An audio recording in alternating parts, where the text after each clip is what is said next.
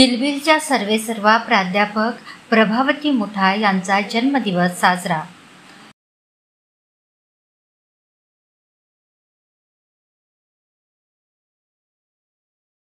स्थानिक किलबिलच्या सर्वेसर्वा प्राध्यापक प्रभावती मुठा यांचा 4 नोव्हेंबर रोजी जन्मदिवस साजरा करण्यात आला.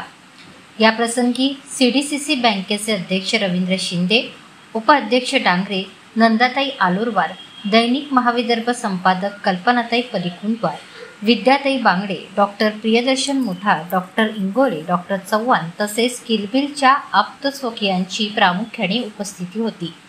यावेळी किलबिलचे हेमंता यांनी किलबिलच्या गेल्या 26 ते 27 वर्षाचा आढावा आपल्या प्रास्ताविकात संक्षिप्त स्वरूपात सांगितला.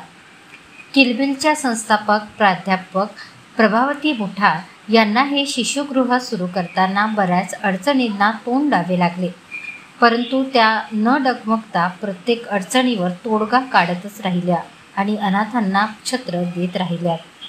अनेकदा हे कार्य करताना कायद्यातील त्रुटीमुळे त्यांना खूप त्रास झाला.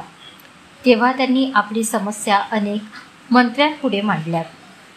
एवढेच नव्हे तर एकदा त्या संबंधित नेत्याला भेटायला दिल्लीला सुद्धा गेल्या. मूल दत्तक देताना क्लिष्ट कायद्यामुळे त्यांना बराच संघर्ष करावा लागला. याच त्यांच्या संघर्षाची व्यथा त्यांनी आपल्या अधांतरी या पुस्तकात मांडली आहे.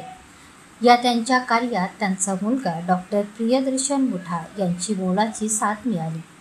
कारण लहान मुलांना सांभाळणं खूप कठीण कार्य आहे. गेल्या 26 ते 27 वर्षापासून त्यांचे हे कार्य अविरत सुरू आहे. आता त्यांनी लावलेल्या बीजाचे वटवृक्षात रूपांतर झाले आहे.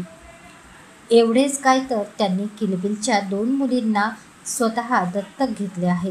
त्यामुळे एक प्रकारे त्यांना चंद्रपूरची मदर टेरेसा म्हणायला हरकत नाही.